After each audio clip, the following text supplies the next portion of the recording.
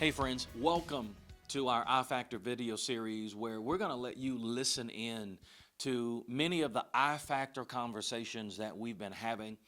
So many people, including myself, we're all excited about the release of my new book, The I Factor. Many of you probably remember the people factor that dealt with the relationships that you have with others, but the I Factor is about the relationship you have with yourself. It's about being healthy, but being healthy from the inside out. It's about managing your whole life well. And I fundamentally believe that your I factor is one of the most important ingredients to successful living. And the unique thing about the I factor is that it is a book for everyone. Whether you are single, whether you are married, whether you are a politician or a political activist or an athlete or an entrepreneur or a lawyer, it doesn't matter your profession or your station in life or your status, this is a book for you. And so we've been having some really great conversations, and we decided to let you listen in on a number of them because I really believe that these conversations are going to add value to your life, just as I know that the book will as well. And so today I'm excited to be joined with a great woman, Ronita Jackson, who's a part of our ministry team, and she's one of the leaders here at the Worship Center. She works tirelessly with our online campus, and if you connect with us on Sundays, I'm sure you've probably seen her being a part of Talk Back, which is kind of our wrap-up talk show after our final service. But one of the great things about Ronita, beyond her talents and her gifts and her service for Jesus through the ministry, is that she also is a phenomenal single woman. And that's what we want to talk about today. And we want to dig deep. We don't want to just give surface solutions because one of the great things about the I Factor is that if you're willing to peel the onion and get to the core of who you are, God is going to equip you for the greatest life you've ever lived, but it starts with you. And so that's what we want to deal with today. And I really believe that the conversation today is going to give practical solutions for so many singles that are watching. And I want to go beyond the surface. I want to go beyond the cliche single stuff. Yes, goodness. Because you've been a part of our online campus. You've been a part of our I Factor small groups. Yes. And you know that one of the great things about the I Factor is that it gives real practical solutions for a number of challenges in life. So let's talk does. about singleness. You know, one of the things that I deal with in the book is that in every relationship, you are the common denominator. Yes. It's so Yes. easy for people to play the blame game, and you hear that a lot when we start talking about relationships. It's everybody else's fault. Yes. That relationship didn't work because they did this Right. or this, they handled this a certain way, and that's why we're not together, or that's why Right. that work relationship didn't materialize or didn't last. But one of the principles that we deal with in I Factor is that you're the common denominator in every relationship. The way that I often say it is that everywhere you go, there you are. So let's talk about that from a single perspective. I want to go Okay. beyond just simple relationship advice, Right. and let's start talking about real issues, particularly as it relates to your I factor being single. Okay. So let me just start off with the question that I know you've heard before, Oh, I'm sure. and a lot of the singles that are watching have heard I'm it as sure. well. Yeah. And it's a simple question, but it's a deep probing question if you're willing to Yes. be honest and Yes. transparent. And the Okay. question is Okay. this: why are you single? I have heard that so many times. Let's just be honest. It's the same question that I get all the time because Sure. people ask and they look and they see that appearance and they Yep. see the personality and they say, you know what, Ronita, why are you single? I've had so many people ask me that, and then it brings to mind what I think is the whole point of the I factor. I think it's an identity issue because people seem to think that the outside has something to do with why you're single or married, and that's the most important thing when it's not.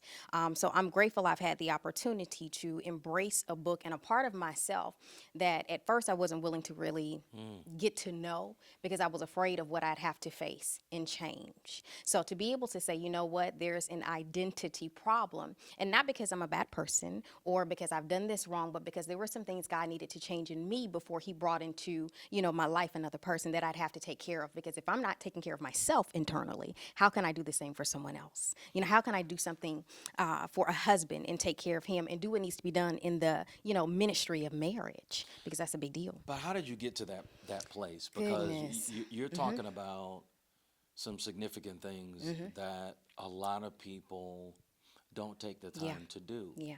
I often say that the irony of life is that a number of singles want to be married, and then when they Yes. talk to married people want to be Want to be single single. again. Hello. Because they say, you know, I wish I could have done this, that, and the Yeah. other. Yeah. Yeah. But so many singles at times are in a rush to get to that next phase Yes. of life. If it's marriage, it may be for some, it may be the promotion for others. But was there a catalyst? Yeah. Were there events? How did you get to the place of intentionally peeling the onion, like I Yeah. talk about in Okay. the I Factor, to really get to the core of who you are, to make sure that your core was healthy Right. before you really wanted to take that next step in your life, you know, and as it relates to your personal life, Yeah. that means marriage. How did you get there? I mean, why not just, you know, do what so many other singles do and spend the majority of their life trying to find the one so that they can rush into marriage? Why the focus on your identity? Oh, that was big to me because first and foremost, I wanted to do God's will instead of my own. And I understood there was a purpose bigger than me. There was something that I went through when I was in corporate America and I was young. I was in my early 20s and I was around everybody that was, including friends and family, and they were getting married, you know, and it was just me. And I'm like, I'm always the single one. And I was like, God, I don't understand that. So at first I had to be honest with whether or not that desire for marriage was something the world had put in me or God. Am I wanting to be married because it's popular, or am I wanting to be married because God has put this desire in my heart and he wants me to serve another person? I had to ask myself that, and that wasn't easy at first because I didn't understand the difference. I was like, well, you know, I think I should be married because that's what people say, you know, but I had to ask myself that question. And even more than that, I had to really seek his will for that. You know, I did. I had to say, you know what, God, help me to understand what marriage really means. Help me to not be envious of what somebody else has. Help me to not want what you've given them so that I do what I'm supposed to do in your will, you know, for marriage. So it was probably that, being in that environment where everyone was getting married, everybody was in a relationship, and I knew I wanted the same thing, but the reason was why. The reason was why I had to ask myself that reason. So it's been a journey. It's been a process. It's been getting through the emotions of being single. It's understanding that my being single was a ministry. That was something God told me well over 10 years ago. He said, Ronita, I have you in this place for my glory, not for yours. Yes, it may be your story, but it's my glory. And I had to realize that. Well, let me ask you something, because that's significant and it's intriguing. But through that process, I'm sure there was a lot of healing Yes, yes. that has taken Goodness. place in your own heart. You know, a lot of times when people read the story of Adam and Eve, if they don't understand the story adequately, they think Yeah. that Adam was incomplete. You know, Oh. we have the movies that tell us, you know, you complete me. Mm-hmm. And so people go on this pursuit to find their better half. Yes, God. But what was unique is that Adam was whole. And a Before. part of the purpose of bringing Eve into Adam's life was that she was supposed to come alongside a complete individual Yes. so that they could work Yes. together to the end, you know, the purpose for which God created them both. So in the Hebrew, she's called a helpmeet, Yes. kenigdo, which suggests that, number one, Adam was whole. Before. And right before Eve, Eve was whole before Adam, but God brought them together for a greater purpose. Yeah. In this journey of your singleness, so we talk about identity, so we talk about I factor and being Yeah. healthy from the inside Yeah. out. Were there past relational pain that God has healed, is healing Yeah. in this journey? So often we just move from one relationship to the next, and we never do the work to make sure that our I factor is healthy and whole. Do you Right. feel like that was a part of the journey? I mean, when you say Yes. that your singleness, that God said this was a ministry, Yes. I know Yes. it's a ministry externally, Yes. but do you think that God has been doing ministry internally and Yes. healing your heart from a lot of the Yes. past hurts and baggage? God, yes. Had to. There's no way I could do what was meant to be done externally if I didn't allow him to do what was done internally. So you And I think had that, to. that lack of healing would have prevented you from moving Oh, forward? goodness, yes. Because I wouldn't have been able to accept this season and have peace in it.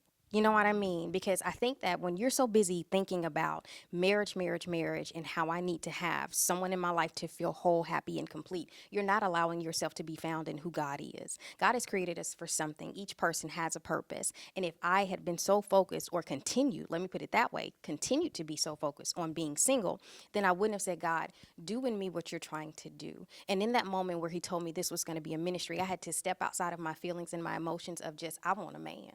And that's it, God. I want a man. I want to be happy. I want to feel whole and complete, because that's what I thought too. Because I'd allowed the world to influence me and make me feel that I was incomplete and that something was wrong with me because I was single. But again, that was the world. I was not listening to God. I was not listening to God. I was listening to myself, to my family, to my friends. Girl, you've been single for 10 years. What's going on with you? What's wrong with you?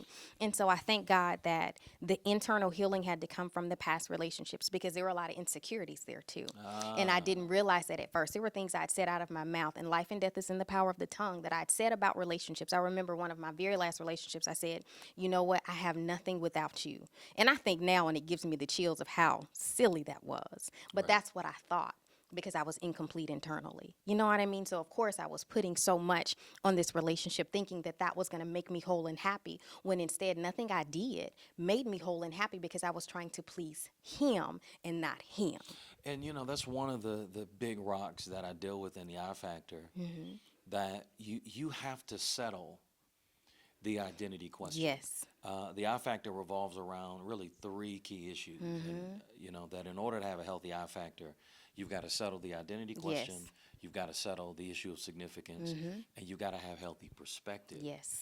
But what's interesting about what you said is, I think so often we look for identity in all of the wrong places. Yes, God. We seek to gain a sense of self-worth and a sense of identity from the ring on our finger, or the lack Yes. thereof, or marriage, no marriage, promotion, what we Right. wear, what we drive. Hello. And isn't it interesting that God has a way of sometimes removing those things, Yes. or allowing us to go through difficulty in those things, so that he can really introduce us to who we really are. Right. Who you really are was never to be determined by whether you were Yes. single or married. Exactly. Which is one of the greatest things that I think every single person needs to understand. We misunderstand the word alone. Yes. We think, I'm alone, nobody loves me, I don't have anybody to do anything with, to spend time with. Right. Alone literally means all one. And That's so good. what God will do is he will place you in this season of singleness. It's a process and it's a Yes. purpose. Yes. Because the season of singleness, one of the things that ought to happen during that season is that your identity is solidified in him. Yes. Because that identity is what you then take into the marriage relationship. Exactly. And Eve was brought into Adam's life to help him to accomplish God's Yes. purpose. Help me. To be a helpmeet. Help me. She can't help him meet the will of Come God on.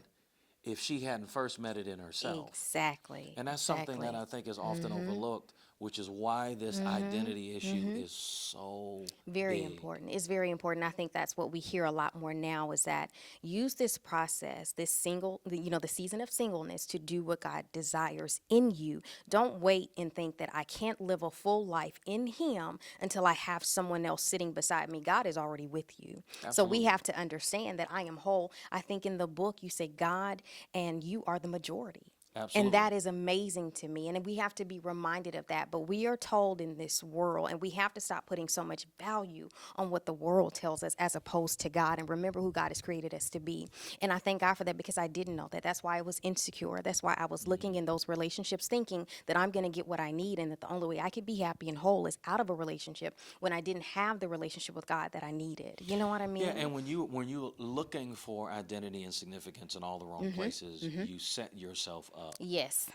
for frustration Yes. and hurt Disappointment. and disappointment. Because the truth is, I was never supposed to get my sense of identity from that relationship. Exactly. I was supposed to have that going into the relationship. Exactly. And a lack of that then will place that relationship on unstable footing Yes, it from the will. very beginning. Because you go into the relationship thinking, I've got to perform, I've got to wear my hair a certain way, Yes. I've got to look a certain Yes. way, I've got to be a certain size. Oh, okay, they're not really talking to me. Did I do Right. something wrong? And all of those questions will just destroy you. Right. You'll never have any Right. sense of peace in the relationship. Agreed. And all of those questions flow out of a place of misplaced identity. Yes. So I really believe that identity is one of the greatest It issues, is. not just for singles, but for all people. Because if we can settle that, then everything else flows from there. Agreed. If I don't know who I am, how can I help my spouse become the man that God has intended for him to be? How can I help him along that journey if I don't know who I am? And the same for him. And I think that's why it's so important. We don't go into a relationship 50-50. We go into it 100-100. As you say, we go into it good. whole. We go into it completely whole. And that's what I'm grateful for. God did not want me to have the experience that I saw so many go through of brokenness, of disappointment, of the frustration, of divorce, of having established a family that was not ordained by him, or a marriage that was not ordained by him. I never wanted to kind of have that foundation where I said, you know what, it's time out. I've waited long enough. Let me do what I want to do, and let me just have this relationship knowing good and well that God hadn't ordained it. And I didn't want that. And he told me personally, Ronita, I'm not going to let you go through some of the things you've had to see, because you're going to do things the way that I've ordained you to do them. And I had so many women in corporate America, which I was so grateful for, because it was an encouragement at that time. Tell me, Ronita, I'm watching you as a single woman, and I see, how encouraging you are, and how amazing you are, and how you've been able to not give in to the pressures of getting married and getting into a relationship just because everyone else is doing it. And I think that was one of the best things. I think that was another thing too that allowed me to continue to be strong and continue to be faithful, because somebody else is watching. And if I fall, what if I'm making someone else fall? What if I'm making someone else think this is the way to do it? Because I didn't want to lose my witness trying to be something that I was not, and trying to get what I wasn't ready for. So that was important to me. So everything you've said is just, it's imperative, and it's time out for us trying to find our worth in relationships when we don't know the creator of man. We can't have a relationship with his creation called man until we have a relationship with the creator of man. And that's so important. That's so good. So important. You guys see why she's a part of our online campus team. So let's turn the tables a little bit. And since you are single, and we interact with a variety of people around the world through our online campus and through a lot of our ministry efforts, I want to ask you to ask me a question that may be burning on your heart, or maybe That's good. is a good question that you think represents a lot of the singles that are watching, that are listening in on this conversation. And here's the question. And maybe it's a couple of questions. What do you think are the most burning questions about relationships as a single person that maybe you've always wanted answered that you've never gotten answered? Or maybe it's something that has come from your interaction with our online community. That's good. And they said, I wish somebody would really address this. I wish Pastor Van would answer this question. That's good. What is it? Is it a question? It might have to be one. I think, and we've kind of already answered it, but I would love your perspective on it. Why is it that we've put so much value on being married? On why is it that we've put more value on you being whole as a single individual, or less value on that, and so much in marriage that you have to have, that it's an accomplishment, that it's something that you have to do, that you haven't made it until then. So why is there so much value in having that other person in your life? Well, one of the things is that we have adopted values that are based on the worldly perspective and not the biblical perspective. Right. What's very interesting about having a healthy I factor is that in order to do that, you have to make a conscious decision to be countercultural. Right. Because there is nothing in the pablum of what the world teaches us that tells you to focus on you, which is part of the reason why you have so many instances of people who are public successes, but they're private failures. Because everything that the world tells us and leads us to believe is about the external. Right. Which is for many people what marriage represents. This is why you have a number of people that are married, but they're miserable. Because they felt like marriage was just the next thing to do. Kind of like something to check off of their to-do. You go to college, you get married, you have 2.5 kids, white picket fence. And that's just been handed down to us, through culture and through tradition, without really asking the hard question. Does God believe in marriage? Absolutely. Yes. God created marriage? Yes. Is marriage purposeful? Is it designed to be a blessing? Of course. Yeah, of course. But do you have to yeah. be married by 25? Do you have to have kids by 33? Right. You know, the purpose of God is different for everyone.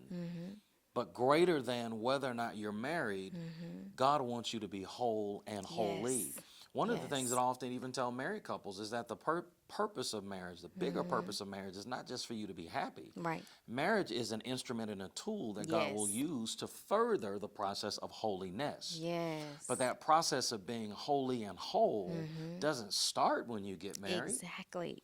It Come is on, it is Paz. a process that God started long ago. The challenge is at Yes. times we just don't cooperate with him. We're so busy following the world's model. Right. And the world's model is broken.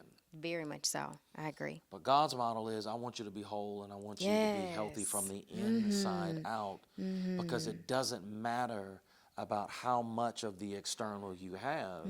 If you are not healthy and whole on the inside, whatever you have externally is not going to last. Right. And so this push to be married, this rush to be married, this notion that, girl, if you're not married, something's wrong Something with wrong you. with you. Man, dude, what's wrong with you? You know, yeah, all right, of that is right. not the heart of the Father. It's not. When you Agreed. think about great people, you think about the Apostle Paul, you think about Jesus, you think about some significant individuals that did great things. But what's missing is that we don't know whether or not Paul was married. I don't think he was based on certain scripture. That he said, yeah. Yeah, but, you know, that didn't demean his life. It Exactly. didn't mean that his life didn't matter. Exactly. So, yeah, people have got to start with their identity in Christ Right. and not their identity in anything else, because when you don't know who you are and you try to get value from every other thing and those things fall apart, you end up losing your mind, losing your Yes. sense of worth. Exactly. And so you are fine just the way you are. Amen. And Amen. it's that identity and it's that security Yeah. that Yeah. will enhance your marriage when God brings that right person into your life. Amen. So that's a good question. That's a good question. It Here's is. another one. I want to shift a little bit, and I want to ask you, as a single person, about a line Okay. that I'm willing to bet you probably heard somewhere along your single journey. I'm And sure of it. It's the line, particularly when breakup is happening. Yeah. Well, it's not you. It's me. I The have dreaded to- line. that's Yeah. the Yeah. dreaded The line. escape It's- line. it's- Yeah. It's not you.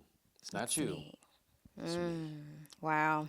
But what's interesting is, I think when people use that line, I don't think they recognize how true that line is. Agreed. Because often it is them. Right. But it's what's on the inside of their heart. Right. It's what's at the core of who they really are that is the barrier to healthy Yes. relationships. I know you probably had that line used on you, but why do you think that line is so true? I used it personally. Okay. All right, confession time. Yes. I feel like I'm sitting on the couch. I mean, I used it because it was popular and it was what I'd heard. And because it had been repeated to me, I said it because I was like, you know what, that's a good reason to kind of like escape out of what I don't want to be in. And I used it too because I didn't know who I was. So it sounded good to be able to tell you, you know, it's not you, it's me. And honestly, I knew there were insecurities behind that. I knew there were things I needed to work on that I hadn't quite gotten over yet. So, you know, some of it was truthful because I knew I needed work. I just didn't know how to do the work. I didn't know how to get in there and fix what was wrong because I thought it was all external. I didn't realize it was internal. And because I kept thinking of the look and the money and the job and the car, and those are the things that are me. Realizing that that wasn't me. Those are just things on the outside. It wasn't my inside. You know what I mean? So I think that was so key, and we use it just as an excuse sometimes just to end a relationship we know we shouldn't be in. We use it because it sounds good. We use it because we've heard it before. You know, it's not really, like you said, us realizing I do need work. It's just easy to say that because sometimes the response from the other person, well, why do you think it's you? You're great. Sometimes we need to hear it too so we can get some of that confirmation we want to come from the other person. It's not you. You know, no, you're good where you are. And it's like, no, you know that's not the case. You know you need some work, I need some work, and we need to just work apart. And that's just And it. that's one of the reasons why I'm so excited about this Yeah. book. Yeah, it's amazing. You know, when I wrote The People Factor, I put in the introduction that I wrote the book that I wish someone would have given me 25 years ago. But I feel that way, and I feel even more so about the I Factor. Yes. Nobody emphasizes that it starts with you. Right. Right.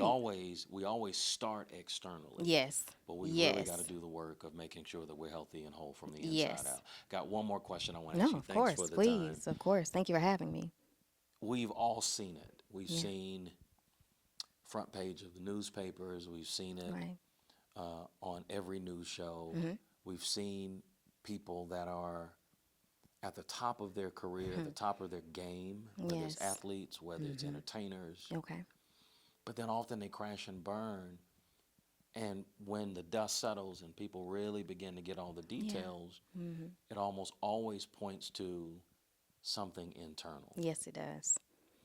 which is part of the reason why the I factor is so needed. Yes. But as a single person, give me your final thoughts and takeaways about why it's time for us to get healthy from the inside out, why it's time for us to stop the sad saga Yeah. of sabotaging the future that a lot of people spend time working on and praying towards Yes.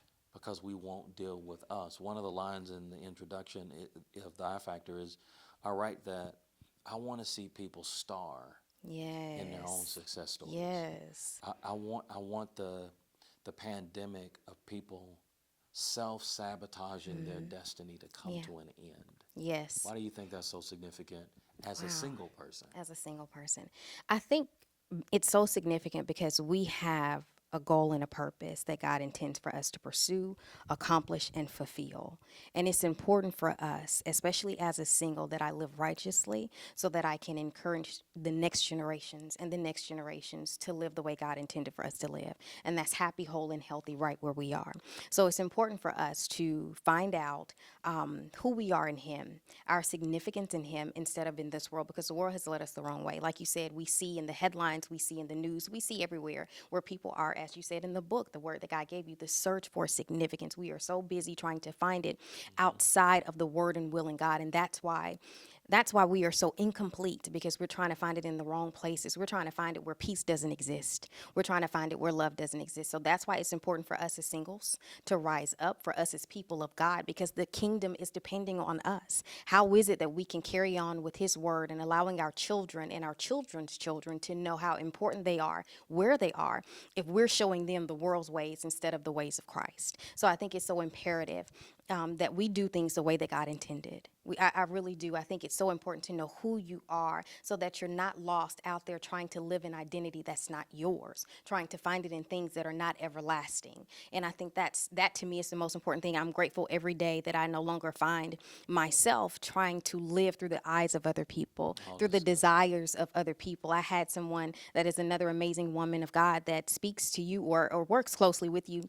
And she said to me, Ronita, God is telling me that some of those things won't happen until you realize your worth, where you are. Not thinking that you have to have this and that and all of this has to be in line. We have to stop thinking we have to be perfect. You know, we have to stop thinking that. And I think that's why we establish some of these relationships that we don't need to be in. We keep thinking that we have to be perfect. Everything has to be in order. And I thank God He loved me right where I was, right where I was. He didn't reach into my past and tell me everything I did was wrong. He reached right into my present and took me as I am.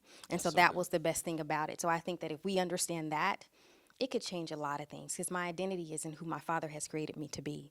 Excellent, excellent. Well, thanks for being a part of Of this course. I Amen. Factor conversation. There you have it. As you can tell, we're excited about the book. Want you to get it. If you haven't already, don't wait until the book is released. I want to encourage you to go out to ifactorbook.com or to any bookstore, any online retailer. Pre-order the book now. It is absolutely going to change and revolutionize your life and everybody connected to you. And I hope to see you with our next I Factor conversation, because we're going to continue to have some great dialogue, and I want you to be a part of it. Have a great week. Have a great rest of your day, and I look to see you next time. Take care.